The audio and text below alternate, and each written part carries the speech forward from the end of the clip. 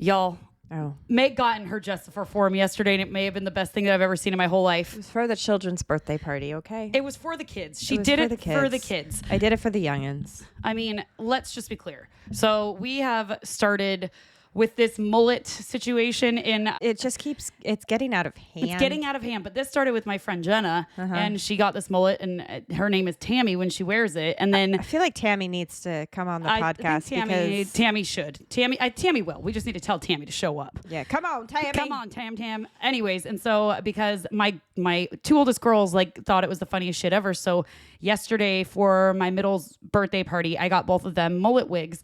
And then by the end of the party, Jessifer over here was wearing a mullet wig, popping balloons with a lighter, and did her first ever shotgun beer, you guys. And let me just say, the wig seeped into my brain, and I thought, what is the most redneck thing that could happen right now? Well, because I shotgun one first. Yeah, I was just I was just being dumb, and I was like, I've shotgun. never done that before. And you're like, all right, I'm gonna try it. And you guys, Jessifer outdid me. I struggled. Jessifer, I was the most impressive shotgun I've seen in a long time. I'm glad, my useless talents just keep coming up. Well, now you have a new one, shotgunning. And let me just be clear. I went to Arizona State. I feel like I had a minor in shotgunning and beer pong. That's like what you learned in college. You did not. You were very... This was the first time. It was first time. You really impressed me. Oh, I'm so glad that's what did it. So bad. Also, I learned a new trick. Shotgunning a twisted tea is way easier than shotgunning a beer or White Claw. Burp. Yeah. That belch follows. Yeah. It's like that Sprite challenge, I think. And it's just... Because you get it all down. But White Claws are really hard to do, especially they're way more... So carbonation. Yeah, there's so much more than beer is. So, because I've shotgunned a plethora of drinks, yes. But I would say I did a twisted tea last night, and that was the easiest one I've ever done. And I finished the whole thing without spilling any. Still beat you with the twisted tea. But I feel like, so our joke today, you did still beat me with a twisted tea. Mm-hmm. Yeah. No, you crushed me. I will give you that. It's not rare, or it is rare that I will admit defeat, but you won. You win. Yes. You win.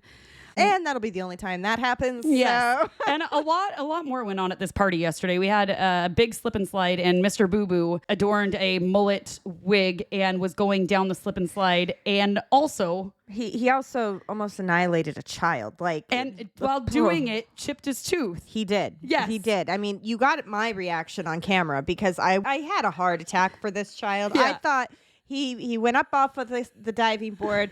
The child was there. There was nothing that could be done. And I was just watching at this point. In horror. And we're all like, oh my God. And so he does this flip, almost lands on the kid. The kid survives. And then he comes up with his mullet. He was what was he calling it? Remember the American Eagle or something like that? I don't know. Bald eagle. And yeah, he chipped one of his teeth. I was like, just another day. So in honor of the redneck fuckery that went on yesterday. Oh man. I got a redneck joke. Okay.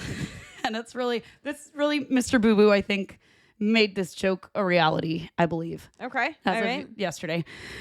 What's the last thing you hear before a redneck dies? I'm really putting my thoughts into this one, and I don't know. Hey, y'all, watch this.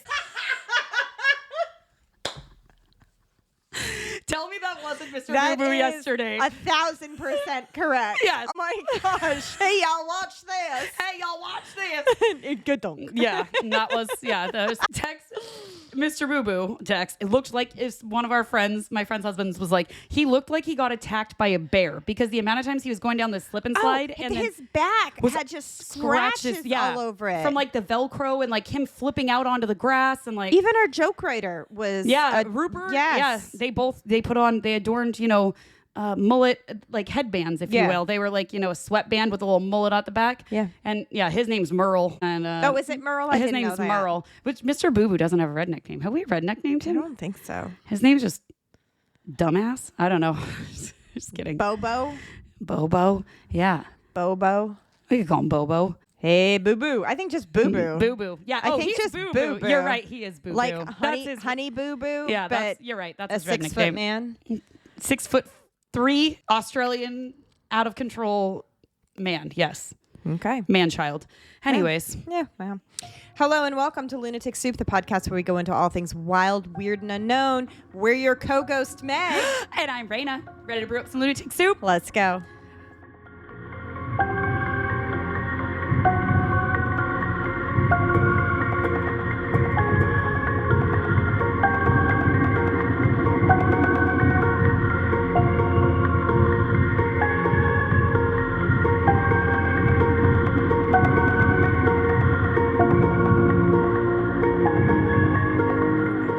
We're going to milk that Co-Ghost. Co-Ghost. Co-Ghost is it. Co-Ghost is it. Co-Ghost. All right. What are we drinking today, Megan? My favorite. It is your favorite. Blood Orange, Incline Cider. We haven't been to Incline in a long minute. I think it's been like since April. Wow. This summer, y'all. We were homebodies this summer. Oh, I mean, and I love being a homebody. And now it's hard because like it's getting cool and crispy, and I want to be even more of a homebody. And then it's going to start to get dark at 4. If you're watching on the YouTubes, look at my ribs are showing. She has her skeleton out. I glow in the dark too. I'm jealous. My skelly jammies. I just got my super cool Lunatic Soup sweatshirt. So 'tis the season. if you want one, you can get one in the merch store on our website. You can. We sell them. Lunatic Soup Podcast.com. LunaticSoupPodcast.com. Podcast. Anyways, all right. So Blood Orange. 1, 2, 3, 9, Incline 10. cider, 6.5%. And we know this is Meg's favorite. This is not my favorite, but I'll be honest, I haven't had it for so long. I'm excited to retry it and see if I have a different opinion. I think they only really had it on tap like one time that we went there, and I loved it. I absolutely loved it. We are gonna have to. I bought I think it's 2 Town. I bought pumpkin. I found a pumpkin cider, like the big bottle. And you didn't bring it? No, I failed. I mean, it's fine. We'll do it the next one. But we need to have it with like donuts or like apple cider donuts or something. I agree. So I agree. The donuts are necessary. Right? Cheers. Bottoms up. I just love it. I love that flavor. I feel like I remember it being more rindy than what it is, but I do like that. That's really good. I feel like, I mean, yes, I do drink it in the summer, but I feel like this is a good wintry one. Yeah. Like orange is a good wintry. Yeah, it's like the fall, flavor. fall vibes. Yeah. Like, yeah. No, I mean, and oranges are like January, I think, in Florida. Right? Is it? Don't ask. Don't ask. I don't know. Sure. I don't know nothings about Florida. I know too much is about Florida. Florida. My little sister lives there now in Tampa, and she's been sending me some crazy ass fucking weather stuff that goes on. It's wild. Oh yeah, it's crazy there. I'm not a fan. It's nice to have a place to go and visit, but yeah, not be. I'll keep I just love my seasons. My Pacific Northwest seasons. I do too. I feel like the seasons are something that like once you get used to having, it's really hard to like go without them. Yeah. 100%. Yeah. I mean, I don't think I've ever lived. The only place I ever lived without seasons was Arizona. And that was only for a few years while I was in college. And by the end of it, I definitely was like, I miss seasons. Yeah. Even though I hated the rain in Washington and wanted hot in summer, I was like, okay, but I really do enjoy like what fall feels like or smells like. It's the smell, it's the feel, the vibe. It's the constant change is what I like. So speaking of Washington. Washington. It's a spooky state, y'all. We are going to do Haunted Washington State. Let's see. We've done West Virginia. No, did we? No. We've done we Vermont. just talked about it a lot. We've done Vermont. We've done Virginia. Not West Virginia. My bad. Did we do Massachusetts? No. Have we just done Vermont? I think we've only done 2. Really? Mm-hmm. Oh, well, we got Washington. No, we did Oregon. Didn't we do Oregon? No, we did the hot springs thing. But we've only done 2. Interesting. Well, I got a lot of content I can. Yeah, we got to get the Hawaii one going. For for our friend Sheldon. I know. Yeah, that's one I can help with that one if we want me to, because I have. Yeah, I want to talk to your sister too. And get some. I'm writing one on the Philippine spooky stuff, and let me tell you, I love it.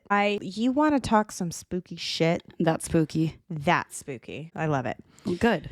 All right, so Washington State, home. Some of us chose it, some of us didn't, but it's still home. Home to the apples. Home to the apples. Apples. Not the Appalachians. Not the Appalachians. But the apples. The apples. Yeah. And what else are we home to?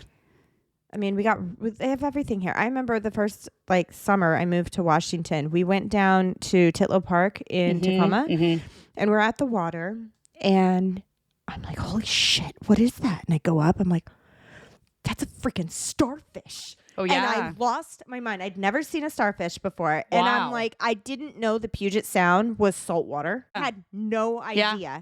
So I kind of lost my mind. Oh, yeah, because it is beautiful. It's like, but for me, I grew up here, so that's all I, like, you don't realize that people don't realize you have what's here. Everything here. Yep. I went hiking last month, and I saw freaking mountain goats up on Mount Rainier. That is cool. And about 30 marmots.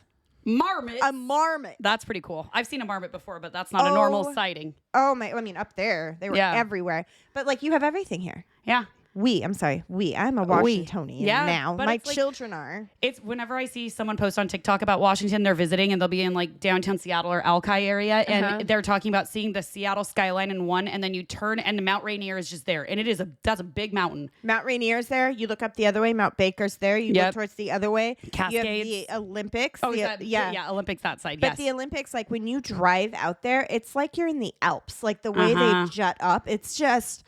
We live in a freaking amazing. I would argue most beautiful place in America. It is because we have so many different things. I will say yes. It is diverse beauty. I don't know that I would say it's the most beautiful place, but at the same time, like because we really do. We have like the red deserts in the center. The desert, like you talking beep beep roadrunners. In the desert. Yep. And then we have like this lush rainforest where Twilight was filmed. Like this insane like PNW rainforest. Which George is almost done with the books, so then we can go on tour. Oh my god! Yes, I can't wait. That's exciting. Oh, I should make Kinley read the books. Oh, she would love them. I'll just pass them on. Yes, please do. I think we have like the original ones at my mom's house too. Anyways. I saw them yesterday. You do. Did you? I did. Oh, good. When we were up in my old high school room, we found my old beeper. Oh my gosh. There's also, I think I said this before. Capsule. Yeah, my old birth control was in there too. I mean, somewhere. Who knows? But must have missed a month. All right. On with the show. Washington. It's beautiful. I love it. So Washington became an official state in 1889, and it's the 42nd state in the United States. Of the 50 nifty United States? The 50 nifty. It is the northernmost state and is located in the Pacific Northwest region. The PNW. PNW. W. And it's the best and most beautiful place on earth, in my humble opinion. Humble opinion. My honey opinion. There's no way I could go into all the haunted locations in Washington or in any state for that matter. Yeah. But I picked a few. And a lot of them were found on SeattleTerrors.com. Oh. So I went through that list and then I added some that I just knew about. Right. So first, I picked one real close to home, Meeker Mansion. Yes, I've heard about this one. That is about 10 minutes from us. Yeah. It's down in Puyallup, which, by the way, Puyallup, Puyallup. When I first moved here, Puyallup. Lots of Native American names for places. And then also, like, I feel like that has a lot to do with some of the haunted stuff here. And then, like everywhere else. Yeah, but not like that they're specifically, but there's been a lot of trauma that went on, and that's, whatever. And then lots of granite around here. And I feel like that, like, the granite holds the energy. So Meeker Mansion is located in Puyallup, Washington, and it was once owned by Ezra and Eliza Meeker.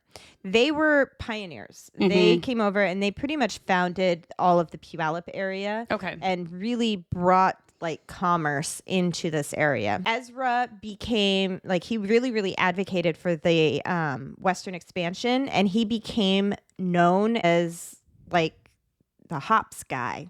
He was the hop king of the world at one point, growing and supplying breweries with hops. Really? Yeah. Well, I mean, look at Puyallup. You go down there in like certain areas and it's all farmland. Yeah, but lots of breweries and stuff too. But I just didn't realize that was like such a big thing. Mm-hmm. Wow. The mansion itself is absolutely beautiful. It began as a cabin, and the construction began in 1886, and now it was completed to what we know today in 1890. It was designed by Tacoma architects, and they went off of what Eliza told them, as you do. As you do. One of my favorite movies is an old Cary Grant movie called Mr. Blandings Builds His Dream House. Uh-huh. And it's like a money pit type movie. Like they buy this old house, like they start building this old house, and everything goes wrong. Everything goes wrong. It costs like 5 times what they were expecting. And so there's this one scene that I love where the wife is with the contractor and going through what she wants paint, like through it. So she goes, I want this white. I want a soft white. That's this. I want this type of red, not a jolly red, but more of a subtle. And she goes through all the colors. And then she leaves, and the guy goes to the painter and goes, blue, green, red, yellow. It's just like, so it's like, you listen to the lady, but then you're still going to do whatever you do. Yeah. Typical man, I feel like. Yeah, right. Why were you talking about Cary Grant yesterday? Why? You said, I have a butt chin.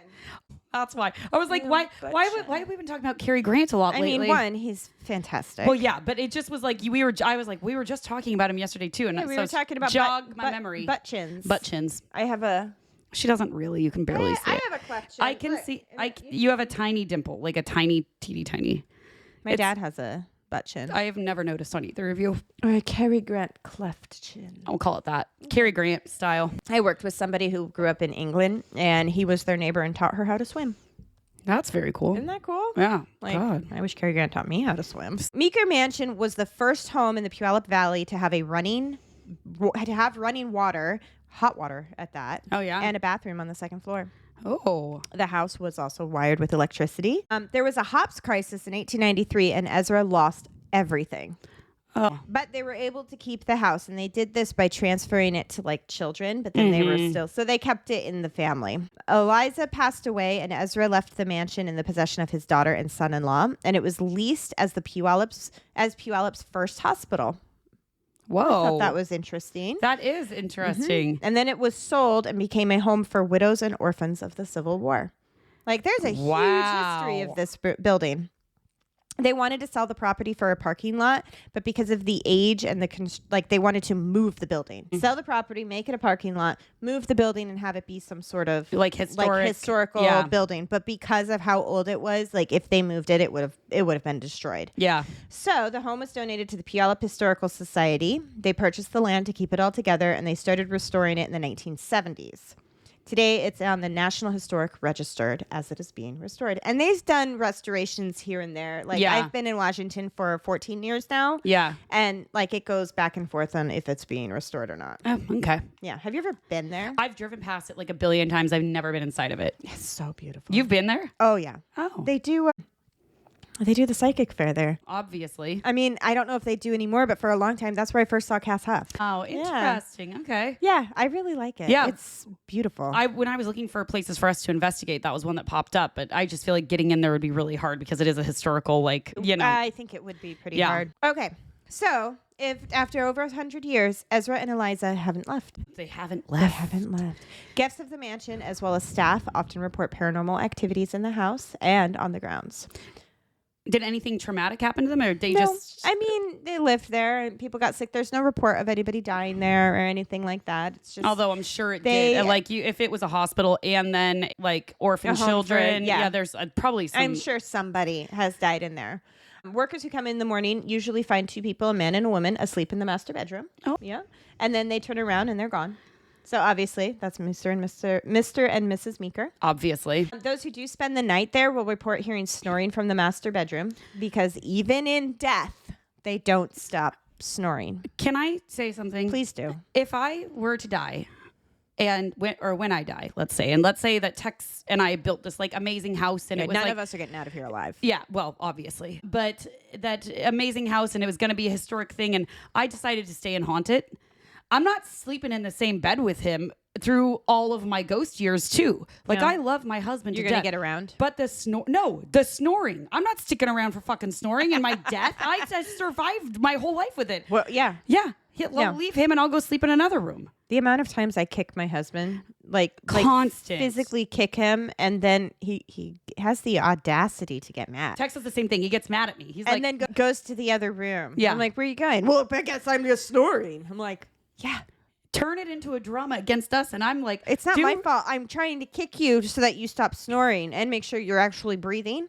Well, that's Tex stops breathing. That's the real problem. My favorite is him buying himself a mouth guard to like help prevent it, and the mouth guard's still sitting in the box, never opened or used for the last like 2 months. It's going to do a lot of good there. I think so. I think it's going to be great. I mean, it's working, right? Oh, working super well. Super well. If this isn't a hint, you just got called out, sir. Pretty regularly offer to cut out my husband's uvula with a rusty spoon. That's my go-to threat for pretty much everything. Can I threaten you to cut out my husband's uvula with a rusty spoon if he doesn't knock it the fuck off? Gladly. Thank you. Say Meg's on it. Yeah. Just like salad fingers. I like rusty spoons. What the fuck? Now I'm scared. The moral of the story is if I'm haunting a place with Tex, happy to haunt it with him, but I'm not staying in the bed with him while he snores. Moral of the story, if you snore, figure it out. Well, that too. Because it keeps us up. And once I'm awake, I can't go back to sleep. I'm the same. I fucking hate it. I hate it. Like last night, I got home from your birthday party. Like I was like 9:30. It wasn't too late. Yeah. But still, got to bed.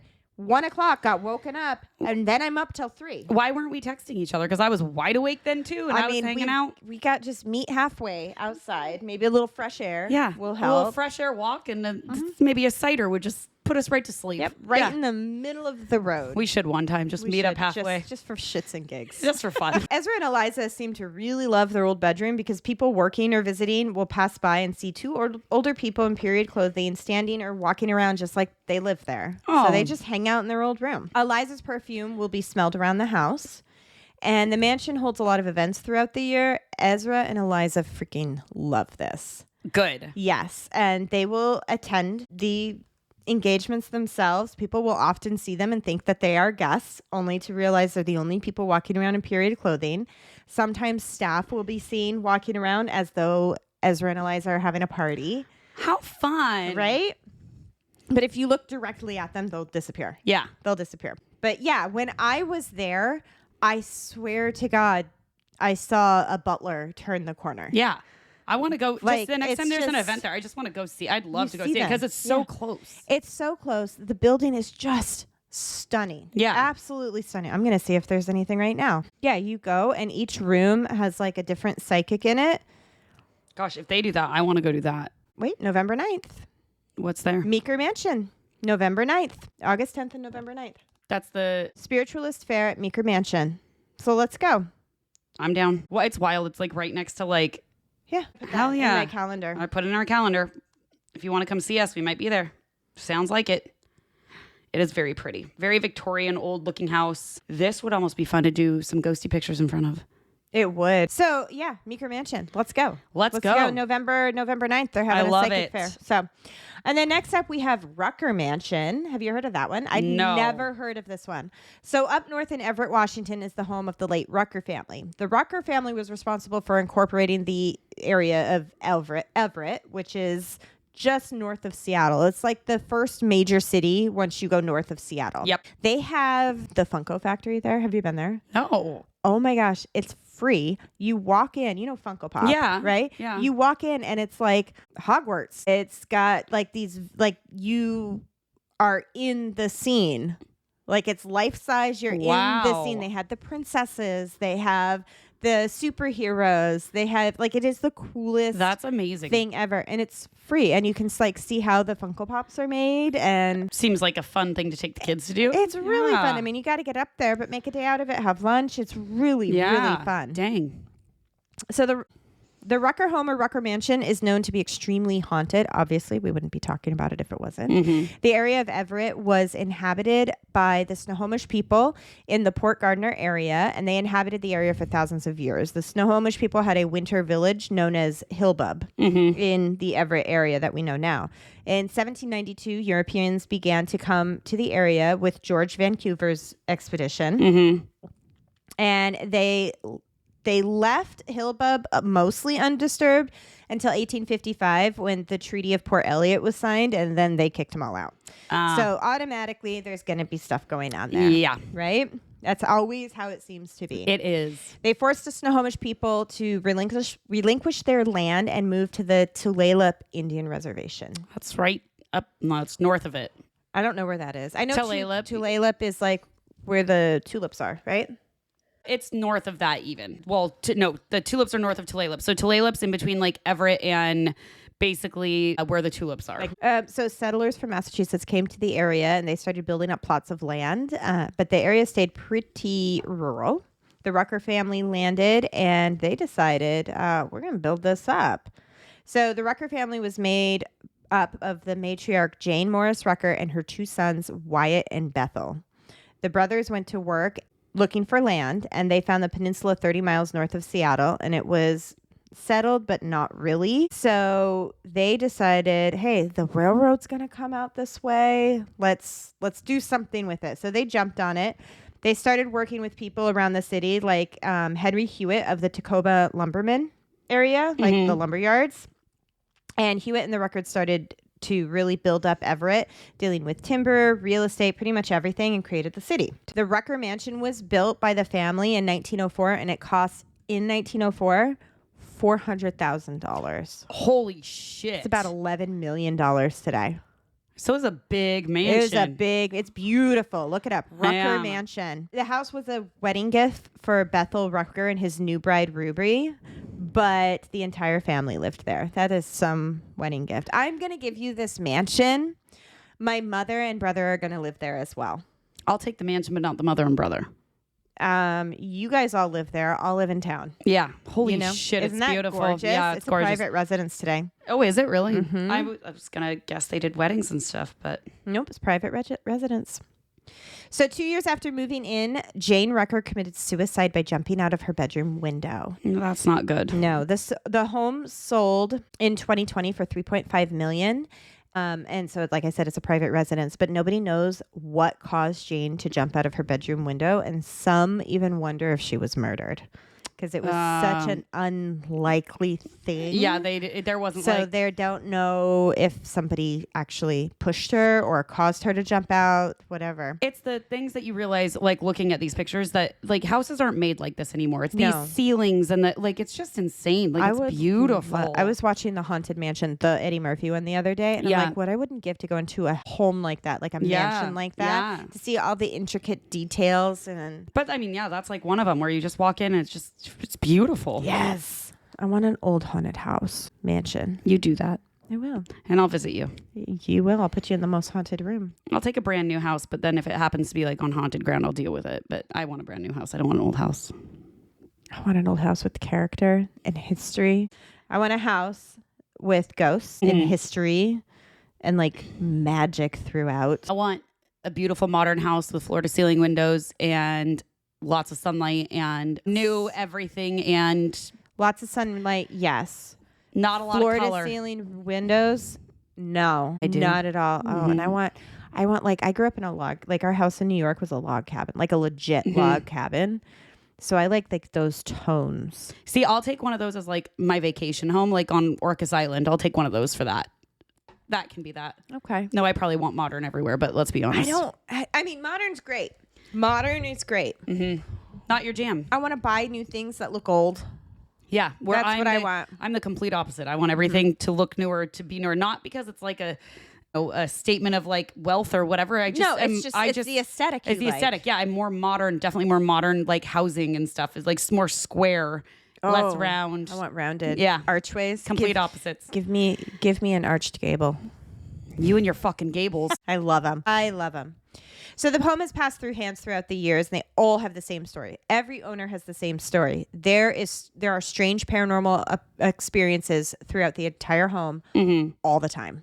The grand piano downstairs always starts playing. Jane was a brilliant pianist. Yeah. So they think it's her and that she never really left. Many who are walking by the home at night will hear the piano playing from the sidewalk. Really? And there'll be nobody home. All the lights will be out and they'll hear the piano playing. Jane loves to reveal herself. She will float around the house, full apparition. Wow. She loves the attention. She loves letting you know she's there. She likes to stay in her nightgown and is most often seen near her window, like near her bedroom and near the window area. So I wonder almost if that is her saying that she didn't jump, that somebody pushed her, because she hangs out around the window a lot. What I would kill to like talk to the people who live there now and just like be like, do you guys actually like, what do you guys, have you experienced anything? I'm sure like they get so many people I'm sure, asking them. Passersby will note that they see an old woman in period clothing looking down from her bedroom window. And some say that it's the same window that she flung herself from. But she's often seen like staring off into space, like almost a forlorn look. I don't think she jumped. Yeah.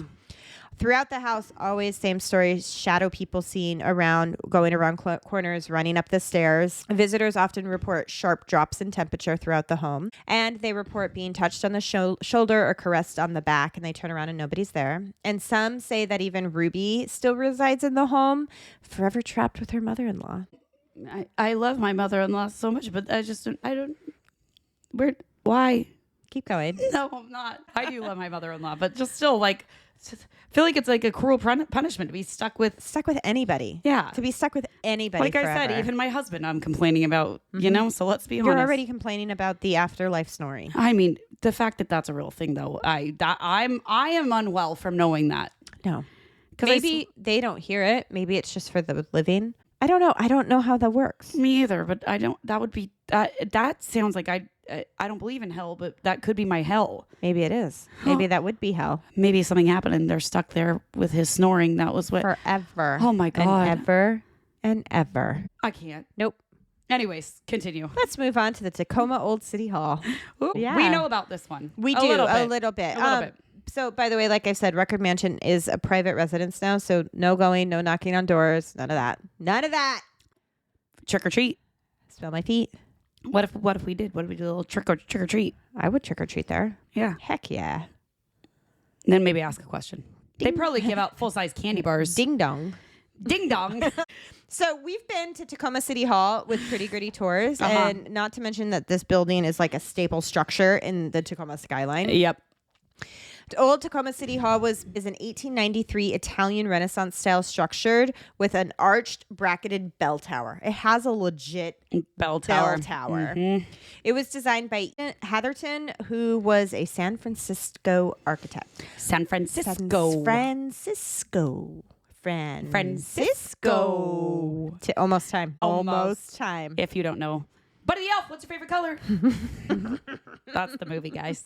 I love you. I love you. I love you. Well, no, what's funny is I just found a Buddy the Elf shirt in my, that I bought for someone. We should just be Buddy the Elf all Christmas season. We only have 2 episodes for Christmas time. But fantastic. I love that. I'll happily be Buddy the Elf. You can get the things at Walmart, right? Yeah, the onesies. Yeah. Yeah. Like I'm wearing right now. Yeah. But Buddy the Elf. I love it. Done. On the bottom of the building, there are bricks that make up about an 8-foot thick wall. That's how thick this is. Jesus. And those bricks were used as ballast on local ships. Ballast is like the heavy material that you put at the bottom of a ship to keep it stable. Oh, yeah. Okay. So the whole place is full of history. Obviously. The clock tower has 4 massive bells inside of it, and it's got stunning embellishments, 16-foot ceilings, exposed brick interior. From 1839 to 1859, City Hall was used by the Tacoma City government and had a jail in the basement, which we've talked a little bit about the jail. Yeah. One of the things is from above, there's these glass bricks in the sidewalk, and that goes into the jail. It's like a skylight for the jail. Like a skylight. Yeah, which is wild. I want to go down there so badly. I know that Pretty Gritty was trying to get in. I don't know if he ever did, because I feel like we would have heard if he did. Somehow there's pictures. What do you mean? I mean, I think he gets into places. Well, no. He gets into places, but he said that he's getting, but to do the tours, he's trying to get in there to Well, if you're listening, Chris, we want to be first in on those tours. I know, which I'd be down to go. 100%. Go investigate there. That'd be so fun. There's also, we've heard that they're turning it into a bar, and the cells are going to be table areas. That would heard that too. If that happens, we're going right away. I'll be there opening night. They may as well do something cool with that. It's there. It's history. It's there as long as it's safe for people to be around. Yeah. That's the biggest thing. Tacoma sketch sometimes. Sometimes. So the building was almost torn down in 1974, but it was placed in the National Registry of Historic Places, and a nonprofit group stepped in and raised funds to restore the building. They turned the bottom floor of to the Tacoma Bar and Grill. Some spaces became office space, and at one point, 40 businesses occupied the building. But it was just going into disrepair. They weren't really doing anything different with it. In the early 2000s, the Starfer Company bought the building and terminated all of its leases. They wanted to put in condos, and then the recession hit. In 2008, fire sprinklers broke out, and 30,000 gallons of water flooded the building, causing black mold. So they had to condemn. It was about to be condemned and torn down. Yeah. Shit. I mean, black mold is nothing to deal with. No, that's not the worst nightmare. Right? But the city got involved. And finally, the Stratford Company did what they should have done, paid their back taxes, mortgage stuff, all this stuff. They invested $1 million into the building to clean up the water damage, and they wanted to bring back tenants, but for some reason, tenants didn't trust this company. That's so weird. Isn't that weird? That's weird. Real weird. The building went back on the market, and it took a while and some bidding wars, but in 2019, the Tacoma City Council announced that Surge Tacoma could purchase and develop the old City Hall. They purchased it for just $2 million plus $2 million in donations to the city over the next 10 years. Oh, damn. That's not bad. No, it's not at all for a big building like that. At all. And it's gorgeous. Yeah, it's huge too. Like I said, we've heard some rumblings of what's been going on. I really hope the bar goes in there, especially with the jail cells underneath, but we'll see. The residents of the old Tacoma City Hall are dead. R.I.P.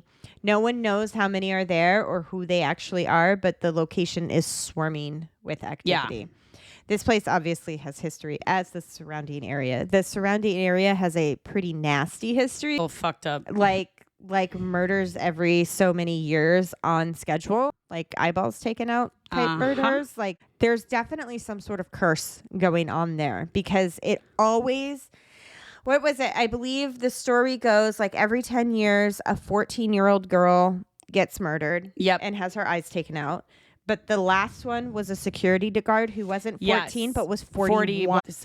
But it's like consistently, and it's wild for like the last 100 years. Yeah, it's wild. And so we were trying to figure out, we're like, wait, what's in the next 10? We'll just make sure we don't bring our kids around there. Like, right. Because it's scary. Like how consistent it is bizarre. And I did see something online that was talked about how like absolutely land can be cursed. I know I said that before, but like absolutely, like it's a thing. Like that's a real life thing. Like there are curses. Well, this area of Tacoma did some pretty nasty things to its residents too. And then there's also lots of like satanic cult activity that happened there, and there's brothels but it's never the cult. It's never the cult because those I don't buy that it's the cult. I think that's a face. I think that's a facade of what? Of people blaming the cult. I don't think it's solely the cult's fault.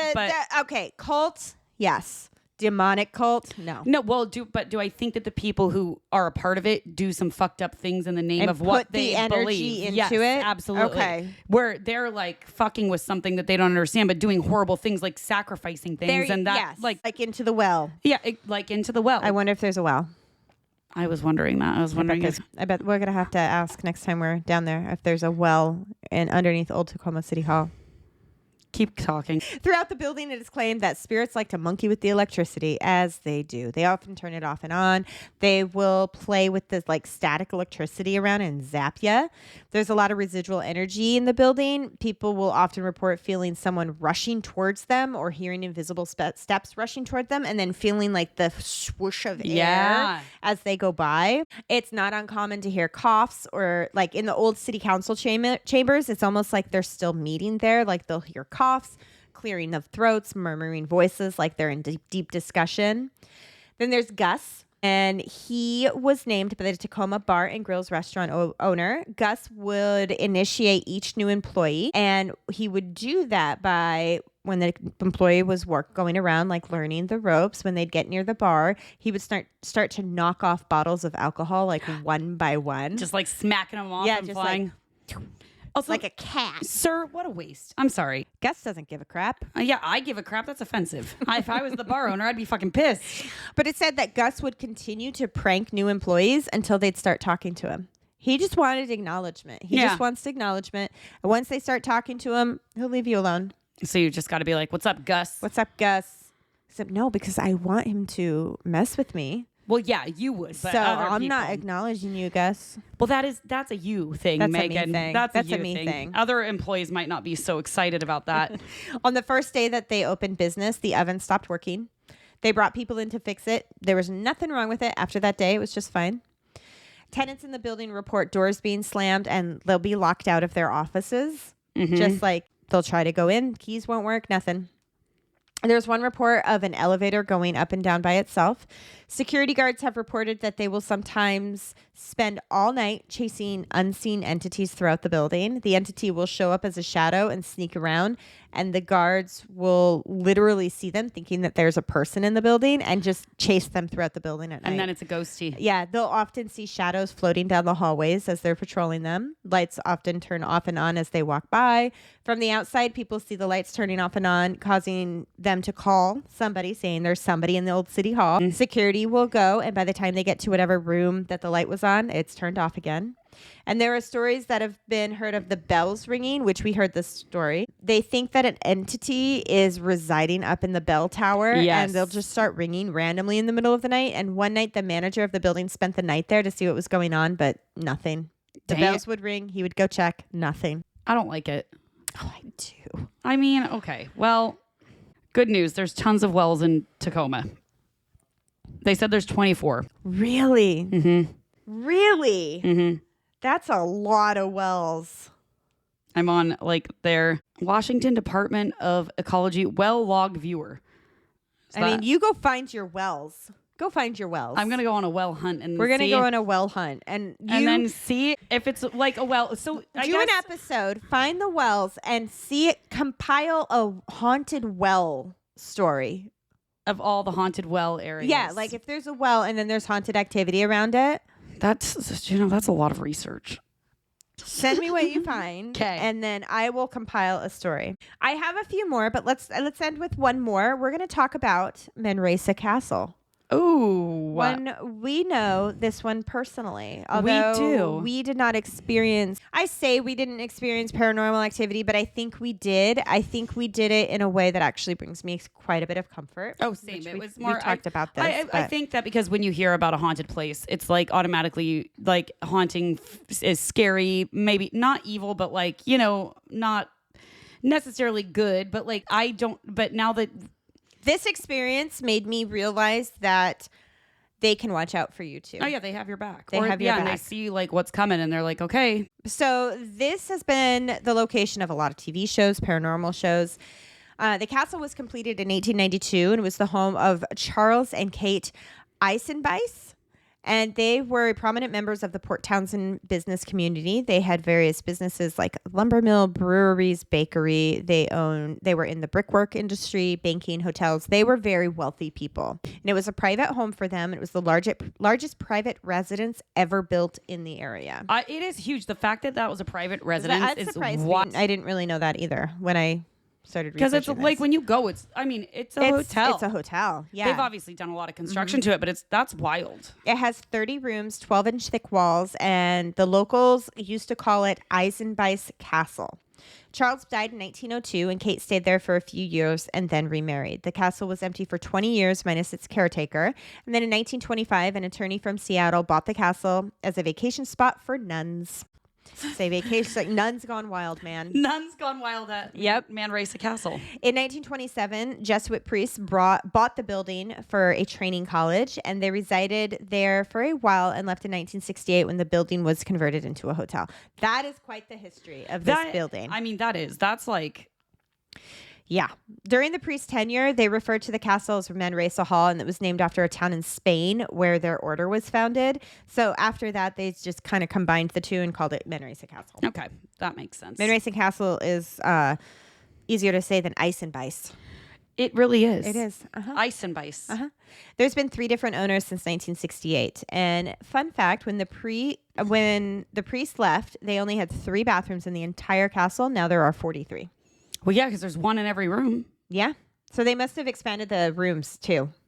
Because it initially started at 30 rooms and now 43. Yeah, they probably like have or they have public restrooms throughout, like in the kitchen, things like that. Oh, yeah. And like the restaurant, because they have a restaurant in it. Mm-hmm. We went out to dinner there. It was a good restaurant. It was really good. Yeah. And even like when you're in there, it is a beautiful place. Like the sitting area, it's like what we were talking about, that other house. Like it's that old stuff that you don't find anymore. So much character. So much character. Within the castle itself, there's a long history of paranormal activities, primarily in rooms 306 and 302. We were on the 300 hall, but we were on the other side of it. In room 302, lights will often flicker, TV will turn off and on.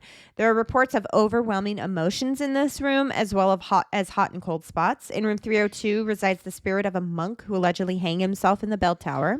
There's actually no record of a priest hanging himself there, which begs the question, where did this come from?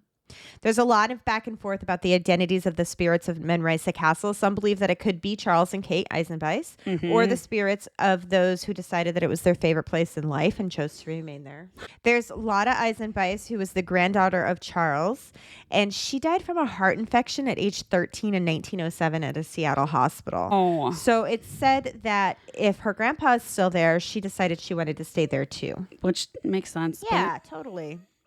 There's an entity that refers to himself as Father John Murphy, who they suspect was the instructor of when the castle was a college. The story of Father Murphy was researched by the Olympic Peninsula Paranormal Society. It's our friend Paranormal Pete. Oh. Yeah, I looked it up and I'm like, who's this? And I clicked and there's Pete right there. Oh, I love that. Yeah. According to a 1943 article, there was a man named Father John Alden Murphy who drowned in the Puget Sound, and his body was never recovered from the waters, and it was suspected that he sunk to the bottom and was pulled out to sea. For whatever reason, it's been deemed that this is the spirit residing in Manresa Castle. I mean, I know there's a lot of people who have gone in and investigated, like specifically didn't Dildo Baggins go? Dildo Baggins 100% went there. Yeah. I'm sorry. That's probably really mean. I'm not that sorry. I'm confused. Calling somebody dildo? It's so? I mean, it's Dildo Baggins. Dildo Baggins, that's his nickname. It's Zach Bagans, guys. Zach Bagans. We can't help. We can't help that that's the nickname he was deemed given. Yeah. It's not our fault. Come at me, bro. Come at me, bro. Come at us if it offends you. I apologize. Hopefully it doesn't offend you, but hopefully it doesn't offend you. Yeah. I still hold that he's in on it. That he knows how much of a schmuck he is, and he leans in. I'm sure he leans in to an extent. I just think he's got to. A giant douche nugget, if you will. Oh, a douche nugget. Which I don't know what that is, but he is one. Twat waffle. Twat waffle. Mm-hmm. An ass hat. He's a true ass hat. A douche canoe. A douche canoe. That's a good one. That is a good one. What else is there? I almost said a nickname that I have for somebody else, but that is actually too offensive. Oh dear. Too offensive. If it's too offensive for... It's too offensive for all for me? Limp dick, pussy ass, baby back bitch. No, that's accurate. Okay. Why is that offensive? No, that's not offensive. No, he doesn't live up to that. That's reserved for this other person. Oh, yes, that is reserved. I was like, who is that? It took me a second. You know who this is. Yes. You know, and guys, I don't hold grudges. There is one person in my life that holds that moniker. I feel like that's a fair enough one. Yeah. Yeah. I feel like a baby back bitch is like just the ultimate. Like stop being a baby back bitch. Stop being a baby back bitch. You said that to me before. I have. It's usually when I'm drinking and I'm like, Meg, get it together. Stop being a baby back bitch. Yep. She's like, that's called having sisters and you just call each other horrible names. Wouldn't know.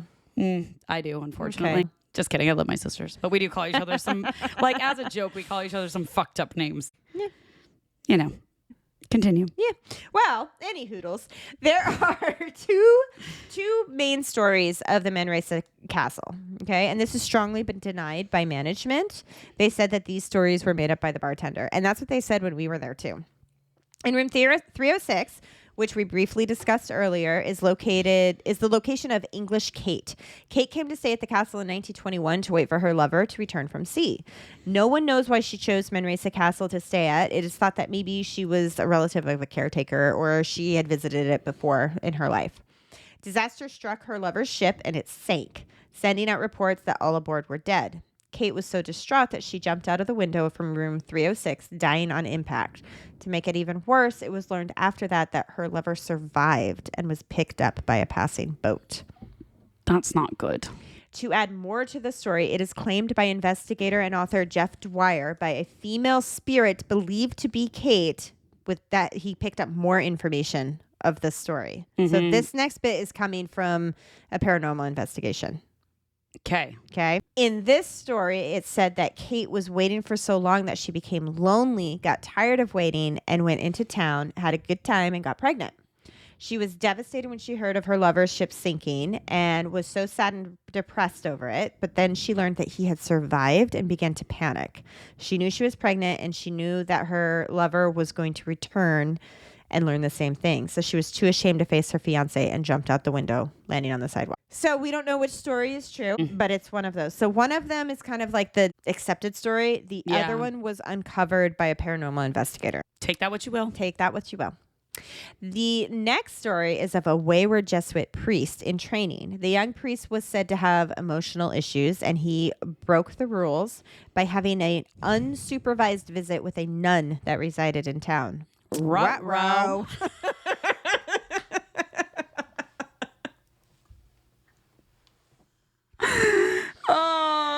We spend too much time together. I know, but we really haven't lately. No, we haven't. But it just means our brains are connected.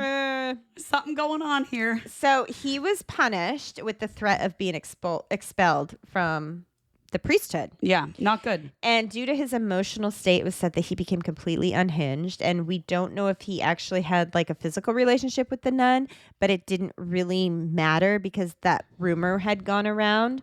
Or he had actually fallen in love with her and was so completely conflicted with what to do. He was said to go up into the attic and hang himself above room 302. There is no record of a Jesuit priest or a Jesuit student having hanged himself in the attic, but that doesn't mean it didn't happen because it would have been something that would have been wanted to keep kind of on the down low. They would not have wanted anybody to know that this happened. And they could have hidden it because when you become a priest, you get a church name. So in the death report, it could have been his given name. We don't know. Yeah. Because it was automatic. Like there is no record of the priest hanging himself. Right. But then when I read more into it, I'm like, oh, it could have still happened. Like it just could have been, yeah. They could have covered it up and it could have been under a different name. Interesting. Charles Eisenbeis Jr. was the son of Charles and Kate, and he killed himself in the basement of the bakery building that they owned in Port Townsend. Because his business wasn't doing well, and he's said to reside at the castle today. General activity are doors opening and closing on their own, lights turning off and on, guests and workers having puffs of air like blown into their face as they walk down the hall. Those who stay in room 302 report hearing footsteps in the closed off space above them in the attic. In the same area, an EVP was caught of a male voice saying, "I'm not here." The entire third floor is said to be haunted. The former chapel of the castle is now a banquet hall, and that's supposed to have a lot of activity. Glasses will randomly just shatter, even when they're being picked up by a person. That would scare me. Like just having the glass shatter. No, for sure. That's dangerous. Talking to me is one thing, but when it could like actually hurt somebody. Well, yeah, and that's like different. Things being like moved like that. Those setting up events feel as though they're being watched. Sensitives and psychics feel intense energy in the entire building.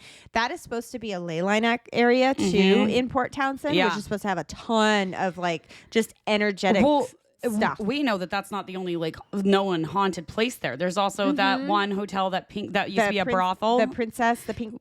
Yeah, Pink Lady. I want to go stay there next. I would like to stay there because we learned that I believe by the person that worked at Man Ray said. Yeah, I think she told us now if you want to go to a haunted place, go to this one. Yeah, she was saying it's more haunted. Yeah, so I'm curious about that. But even she said there is activity here. No, yeah, just those particular stories, maybe not so much. There's there's a female entity in room 306. There's a logbook that was used for guests to record their experiences, but they had to take it out because guests would come in and start reading it and freak out and ask to change rooms. So the hotel took it out. There's the female entity of Kate, or possible of Lotta, the granddaughter, who just shows themselves to people. An apparition of a woman with long flowing dark hair wearing a white gown will travel throughout the building. Her apparition is often seen standing in the window. And it is said that the entity is more curious and likes to look through guests' belonging, and she will move things around or like take things like an earring or, piece of jewelry that she wants. And she likes to sing in the bathroom, usually around 3 a.m. Oh, that's fun. That's worse than snoring. No, I'll take singing in the bathroom. Really? 1000% over snoring. I don't know. By a ghost? Think about this one. I don't know. Well, wait. Are we talking about a snoring human or a snoring ghost? Snoring ghost. Yeah. Oh, no. Snoring human, singing ghost. No, I thought we were talking about snoring human, singing ghost. Or snoring ghost, singing ghost. Two ghosts. God damn it. Two singing entities that are not alive. Or a snorer and a singer. Which one, if they're both ghosts? And I'm saying I would rather the singing one than the snoring one if they're both ghosties doing it. I don't know. I think I'd take the snorer. No fucking way. I think I'd take the snorer. I feel like singing I would appreciate more in any capacity. There's a spirit that likes to leave dresser drawers open. And it is said, and we heard this in our episode at the Tacoma Haunted Farmers Market. Ryan Ayrton told the story of the smells, and that this entity will create good or bad smells whether she likes you or not. She also likes to sit on the bed when guests are trying to sleep. And there's also the entity of Kate Eisenbeis, the wife of Charles, who will go around and show herself to people. Like, 'cause it's her home. She still wants to live there. There's supposedly a photo of the dining room with an apparition of a woman in a Victorian gown sitting at the table. I read mention of this photo in a book. I could not find it. I looked everywhere. I could not find it. Okay. So, I don't know. There's an EVP of a female voice speaking in German, assuring that everything would be all right. Mm-hmm. The Olympic Peninsula Paranormal Society has an EVP of a woman who can speak German, at least one male entity, a girl named Lada, another possible male, and a cat. Staff members know about the activity in the castle and know which rooms are haunted and where they put the journals. And they put journals throughout, but if they start getting people asking to change room, they have to hide the journal. I mean, I will say, like, you can tell when you walk into that place, you can feel the energy. There is energy there. 100%. Yeah. And in case, like, we'll just give a brief story. We went and stayed there. We were going around looking for our spirits. Yeah. On a full moon, we were like on a full moon, little ghost hunting. It was fun. We ran into another two ladies who were doing the same thing, kind of like, you know, a little kinship going on there. Yep. We heard them outside of our room, went out. They were in the room across from us with a third woman, and we thought they were all together. Yeah. We thought they were all together. So they're like, hey, we're getting activity in here. Literally, they had, was it an EVP? No, it was a ghost box. Yeah, ghost box. Yeah, on the bed. Out in the hall, nothing, no activity. In the room, bananas. It was going wild. Yeah. Like the energy was going crazy, like the energy readers and all of this stuff. And this woman was sitting there like who was in this room. And we didn't realize that she wasn't with these other two ladies that we had kind of formed this kinship with. My ghost box started going off saying police. And I'm like, huh. That's weird. We saw it and we were like it's not really getting anything. We didn't understand. Like we saw it saying that, but it didn't connect. And then we all go into this room and your normal every day you would never walk into a stranger's hotel room, but because we were all ghost hunting, all of us were doing the same thing. We had kind of formed this little bond with these other two ladies. Right. But we're all there for the same thing. We're all there ghost hunting. Well, we get into this room, the lady slams the door, the one individual one, after we were like said, oh, maybe be quiet because she was being super loud and we had been yelled at earlier for being loud. And she slammed the door and got like kind of aggressive. And Meg and I both like looked at each other and it was like in that second, Meg and I were like, something's wrong. Something is wrong. This is fucked up. Like she and I are looking at each other. We're like, this isn't good. Well, the women started crying and say, I came here to kill myself. Yeah. This is the princess room. Or this wasn't the princess room. No. This is the room where she said this is the room where people come to take their lives. And that's because that's where Kate took her life. But that wasn't the right room. It wasn't the right room. But we left the room. Well, she had a bag on the bed. And that's when I looked at Raina because she kept inching closer to her bag. And that's when I just get out. I was truly afraid that she had a gun in the bag and was That's what I was afraid like of that too. she was gonna do something insane. And it was like that those moments in life when you have like a radar going off in your head, a bell, something was an alarm wrong. bell being like, get the fuck out. And Meg and I are looking and Meg's like, do you want a water? Yeah, I said, do you want a water? Because that's when I realized my thing's saying police. Yeah, and the lady was like, yeah, and Meg's like, okay, and Meg like makes eye contact. She's like, let's go get her water, and we walk out and we get out into our room. That was a really hard decision to make because we had two other friends there and left them in the room. But they also were not like realizing something was wrong. You and I were the first ones. Yeah. You and I made eye contact. They still were like. They weren't registering that something was off. You and I were the ones that were like, what the fuck? So we walk out of the room and we're both like, something's wrong.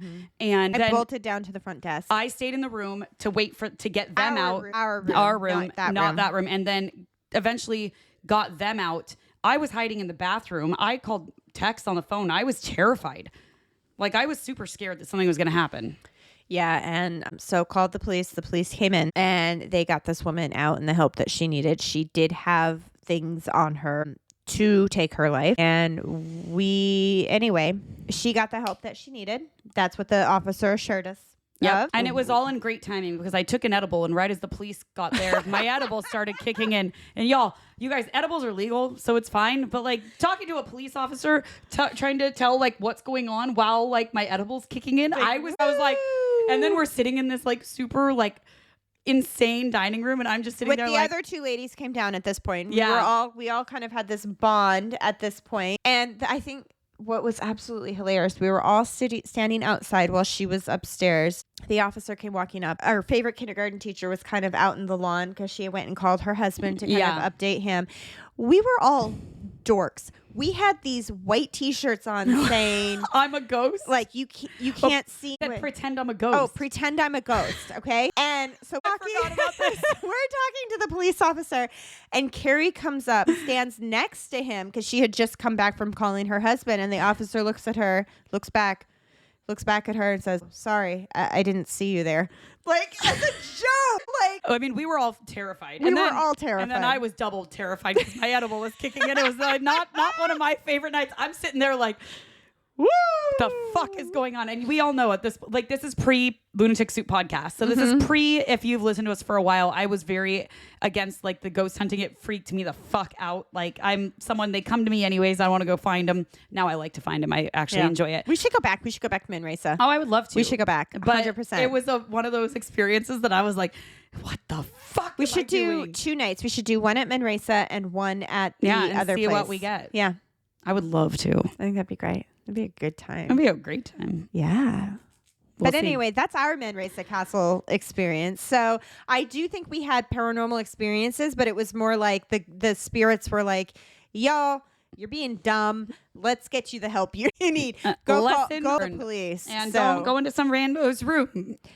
Idiots. Dummies. I mean, but we really were. We were like, oh, we're ghost hunting. Let's all just hang out. I do hope she got the help that she truly needed. I mean, the good news is Manresa Castle is right next to the hospital. So yes, it was just a little stroll across the street. We were assured that she did, but who knows? Well, really, no, the front desk told us that she came and she checked out at like 4 a.m. or something like that. Yeah, and that's left. right. Yeah, that's right. They told us that. Who knows, you guys? Yeah. But well, anyways, that's haunted Washington. I mean, there's so much more. There's so many more stories. This state is just. I mean, even from where we live, there's so many. There's like well-known haunted places. Like there's the what's that cemetery? The Black Diamond Cemetery. Which Cemetery. We need to go to. Yep. There's also obviously we did some investigations that we just had too many people with us, so it didn't work out. Right. But we had quite the experience, and Wilkson, the old brothel and that there. is known to be haunted, and that was like so hard because we definitely got stuff, but it was there was too many people there, like and it was you couldn't hear. Yeah, we couldn't hear anything, so we ended up having to not do anything with that. And if we get the opportunity to reinvestigate it with just us, like we are going to do it, which I would love to, but I think we will eventually. I think so. But you go in there and you can instantly feel it. Yeah, instantly feel it. But then, I mean, there's just so many places. There's apparently a very haunted bowling alley down by us. I actually had my daughter's birthday there. At the Puyallup? The Daffodil. Yeah, is supposedly super haunted. So and then we want to go up to that bar. Yeah, the bar that I did. To go up to that bar. That bar seems like I'm dying. It's an hour and 20 minutes from us. I was fuck. We can do that. We can. It's just a drive. I mean, we'll find a place to stay. Yeah, we'll spend the night. Yeah. Okay. Or we can just go up early in the afternoon and come back. Yeah, or I was thinking we did go for lunch. Oh, I like that idea. Kids are in school. I like it. We have to get back on the road before rush hour, though, because then we'll be in traffic for 5 hours. That's the tough part. Really is. Anyways, but yeah, and then there's like the Irish bar down in Seattle, the Kells. That's a Irish, there's a ton of them. That one we have to do a whole episode on, but I really want to go there first because the history of that building is one of the most bizarre stories you will ever hear. Oh, I'm excited. History. I mean, what that building has gone through, and like the true crime type stuff that has gone on in that area, but like morbid types. Like it's just very macabre. Right my jam. Right up your alley. Right up my alley. Pike's Place Market is super fucking haunted. Yep. So is then there's the Japanese bathhouse we've talked about that we were gonna try and investigate and didn't end up doing that. A shared bathroom. We don't want to spend the night there. Guys, I can't do a shared bathroom. No, I can't either. I can share a bathroom with you. I don't want to pee in the same bathroom as you, which you've made me do that before. You lived. I did. It was very uncomfortable, but we were in a very bad part of town, and it was like it wasn't an outdoor bathroom, but it was like you had to wait outside. But it was just basically. And you're like, I'm not waiting outside. I'm like, but I have to pee. So pee. I'm like, but yeah. Faced the corner, plugged my ears like a child. I was like, just pee. I'm not standing out here and getting abducted and murdered, Meg. I mean, that's fair. It was fair. That's fair. You know. This is at Dick's Drive-In. Dick's Burgers, if you know. I mean, they're so good. They're so fucking good. So good. Did you know that they have I don't know if you like In-N-Out. Have you ever had In-N-Out? Yeah, where? They have an In-N-Out knockoff in Puyallup. I just saw it on TikTok. And it's like an identical one. What?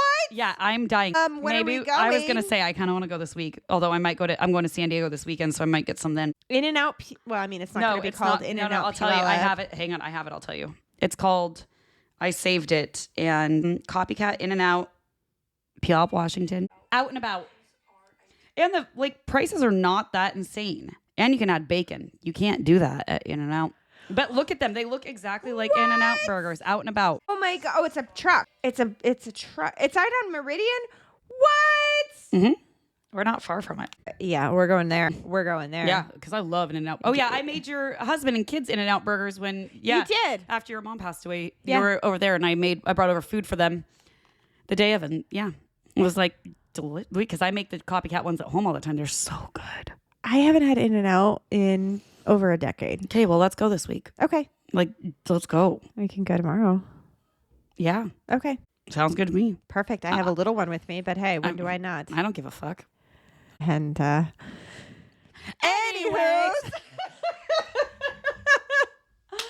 Thank you for listening, guys. Oh my God. Spooky season. You know where you can find us on all the social medias at Lunatic Soup Podcast, lunaticsouppodcast.com. Give us a good. We're gonna pop right up. Pop right up.